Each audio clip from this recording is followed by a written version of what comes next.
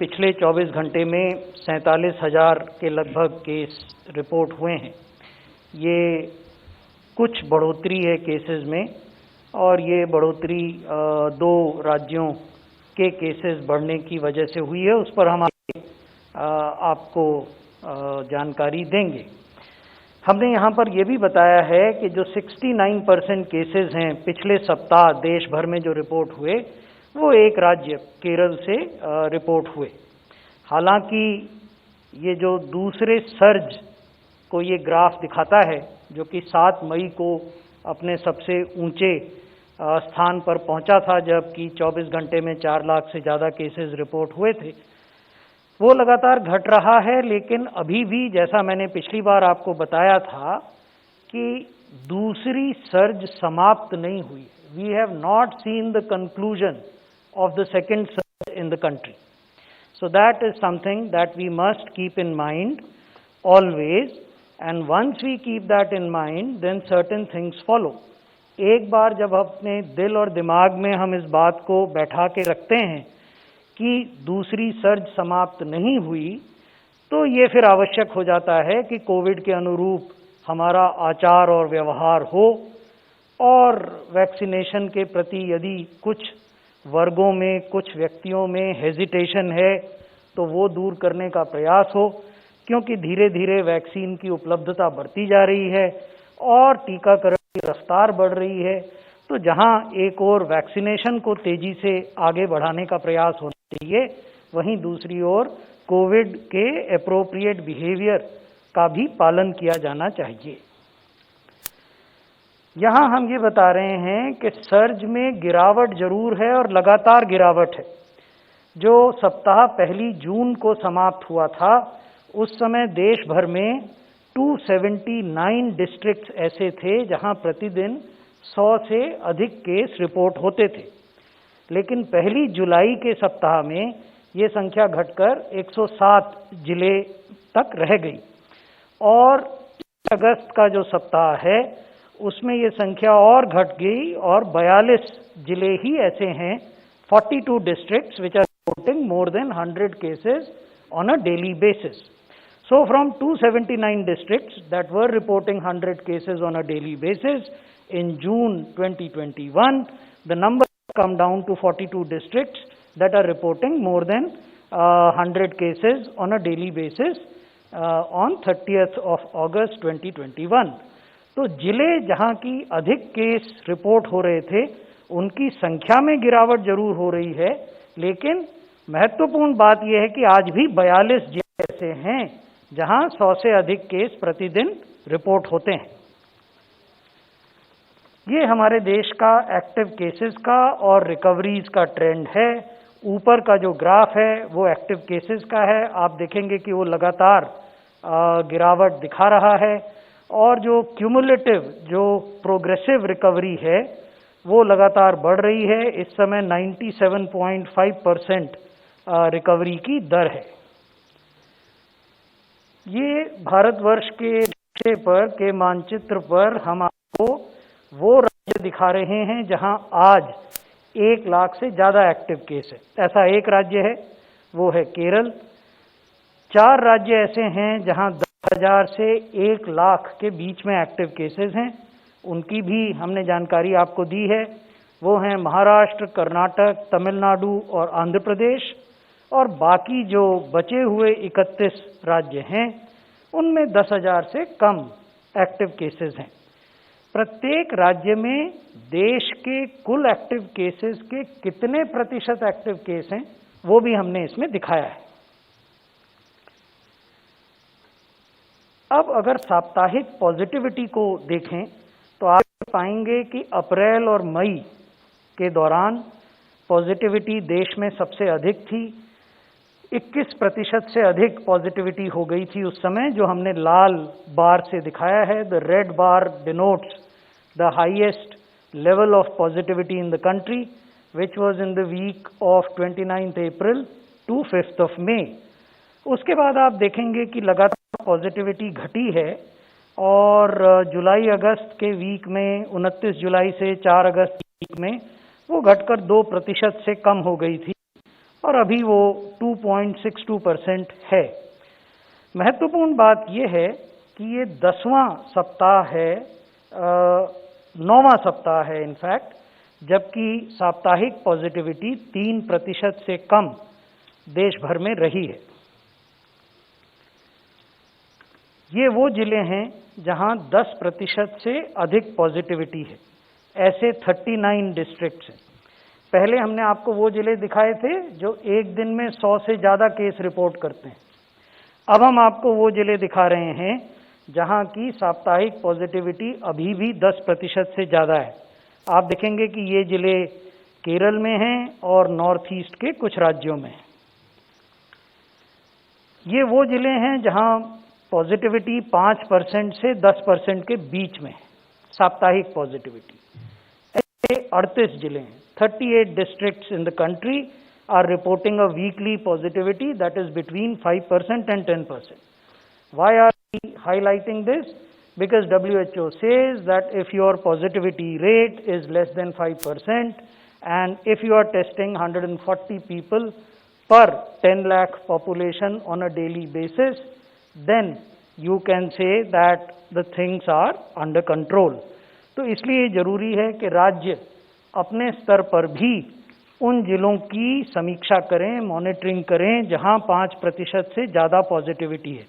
जहां 10% से ज़्यादा है वहां तो तुरंत कदम उठाने की आवश्यकता है और ये परामर्श हम समय समय पर राज्यों को देते रहते हैं। अब वैक्सीनेशन की बात करते हैं। देश में आज सुबह तक 50 करोड़ 97 लाख पहली डोजेज दी जा चुकी थी, 15 करोड़ 32 लाख दूसरी डोज दी जा चुकी थी। तो यानी देश की वयस्क आबादी का 54% ऐसा है जिन्होंने एक ना एक डोज प्राप्त कर ली है और देश की वयस्क आबादी का 16% भाग ऐसा है जिन्होंने दोनों डोजेस प्राप्त कर ली हैं। 16% of the total adult population of this country has been fully vaccinated. 54% of the total adult population of this country has received at least one shot. और सहमत होंगे अगर हम इन दोनों को मिला दें तो ये लगभग 66 करोड़ की संख्या हो जाती है। 66 करोड़ की जनसंख्या अनेक देशों की मिलाकर होती है जिसको हमने अब तक वैक्सीनेट किया है। अब अगर हेल्थ केयर वर्कर्स को देखें तो 99% हेल्थ केयर वर्कर्स को पहली डोज लग गई है, 84% को दूसरी डोज लग गई है। फ्रंटलाइन वर्कर्स को देखें तो 100% को पहली डोज लग गई है और 80% को दूसरा टीका भी मिल गया है। और 18 बरस से ऊपर, जैसा मैंने अभी निवेदन किया, 54% को पहली डोज और 16% को दोनों डोज। तो ये जो अंतिम बार मैं आपको दिखा रहा हूं उसमें हेल्थ केयर वर्कर्स और फ्रंटलाइन वर्कर्स सम्मिलित हैं। अब जो महत्वपूर्ण बात है वो ये है कि कौन से राज्य हैं जो अच्छा कर रहे हैं कोविड वैक्सीनेशन में। वो ये हैं, 3 राज्य ऐसे हैं और संघ शासित क्षेत्र जिन्होंने अपनी वयस्क आबादी के 100% लोगों को पहली डोज दे दी है। वो हैं सिक्किम, दादरा और नागर हवेली और Himachal Pradesh. So there are 3 states, Sikkim, Dadra and Nagar Haveli and Himachal Pradesh, which have administered the first dose of COVID vaccination to 100% of their 18+ population. Sikkim ने 36% को दूसरी डोज भी दे दी है। दादरा और नागर हवेली ने 18% को और हिमाचल प्रदेश ने 32% को दूसरा डोज भी दिया है। इसके अलावा 5 राज्य ऐसे हैं जिन्होंने की 85% से अधिक आबादी को पहली डोज दे दी है। वो हैं Mizoram, 85% of the total adult population has been given at least one shot. Lakshadweep 88%, Daman and Diu 88%, Ladakh 88% and Tripura 89%। हमने आपको इन राज्यों में और संघ शासित क्षेत्रों में जो दूसरे डोज का प्रतिशत है वो भी दिखाया है। अब मैं आपको ये बताना चाहता हूं कि अगस्त के महीने में, बाकी आंकड़े पुराने हैं, आप उससे अवगत हैं, अगस्त के महीने में हमने 18 करोड़ 38 लाख डोजेज एडमिनिस्टर की। 18 crore 38 lakh doses were administered in the month of August 2021 alone, and the cumulative number, the average dose administered, cumulative numbers I have already shared with you. The average dose per day which was administered in August is 59.29, यानी 59 lakh dose हमने औसतन प्रतिदिन अगस्त के महीने में लगाई। लेकिन यहाँ एक महत्वपूर्ण तथ्य और है, अगर आप अगस्त के अंतिम सप्ताह को देखें तो आप ये पाएंगे कि हमने अंतिम सप्ताह में प्रतिदिन 80 लाख से ज़्यादा डोजेज लगाई। The average daily vaccination in the last 7 days of August 2021 is 80,27,000 per day. So that's a huge achievement and would not have been made possible without the very effective and optimal participation of all our healthcare workers, all state governments and all UT administrations. So that is a significant achievement. दूसरी जो महत्वपूर्ण बात मैं आपके संज्ञान में लाना चाहता हूं वो ये कि अगस्त के अंतिम सप्ताह में 2 दिन ऐसे आए, 27 अगस्त और 31 अगस्त, जबकि हमने 1 करोड़ 3 लाख डोज 27 अगस्त को और 1 करोड़ 33 लाख डोज 31 अगस्त को देश भर में लगाए। तो ये भी अपने आप में एक रिकॉर्ड है और ये दिखाता है कि जब केंद्र और राज्य सरकारें मिलकर काम करती हैं, जब सरकार और प्राइवेट सेक्टर मिलकर काम करता है, तो उपलब्धियां इससे भी अधिक हो सकती हैं। अंत में मैं यही कहूँगा कि इन सब उपलब्धियों के बीच हमें ये नहीं भूलना चाहिए कि अभी भी दूसरी सर्ज जो कोविड की है वो समाप्त नहीं हुई है। The second surge of COVID has not concluded, so therefore we have to be on guard, have to adopt COVID appropriate behavior. Thank you.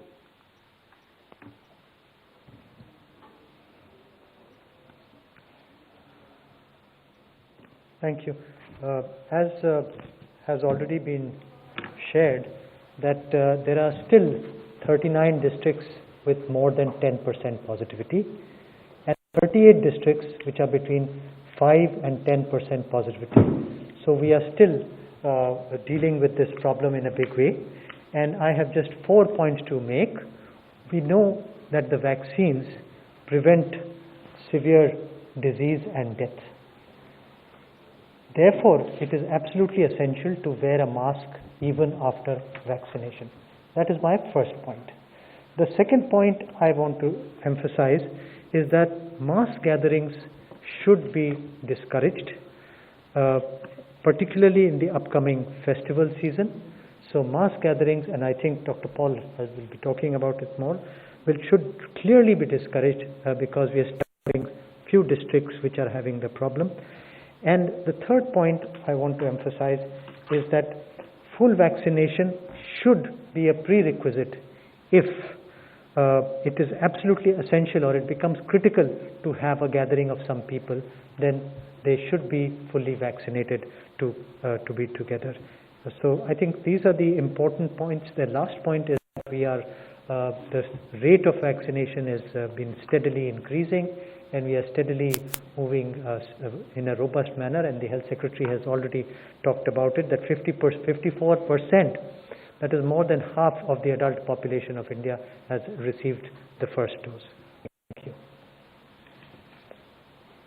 Thank you very much. I think at the juncture where we are today in regard to the pandemic situation, the key message that we all wish to convey with humility is that we have to be careful. We have to be careful particularly in the context of the festival season that is coming up. The change in weather would mean more mixing may happen. And therefore, a very strong plea to all of us that even as we accelerate uptake of the vaccination program, we embrace the vaccines, we have everybody becoming part of the vaccinated population, our precautions must continue and get intensified. Mask उतारने का, mask के बिना जीने का भी कोई मौका नहीं आया है। त्योहारों को इस साल जैसे पिछले साल हमने अलग तरीके से ही मनाना है। त्योहारों को अपने जोश से जैसे हम मनाते आए हैं और मनाना चाहिए, उसके लिए अभी और इंतज़ार करना होगा। इस बार भी ये त्यौहार गणेश चतुर्थी है, नवरात्रि है, ईद है, जो त्यौहार आएंगे हम परिवार में ही बैठ के मनाएंगे, हम भीड़ से नहीं मनाएंगे, हम गैदरिंग्स बड़ी नहीं करेंगे।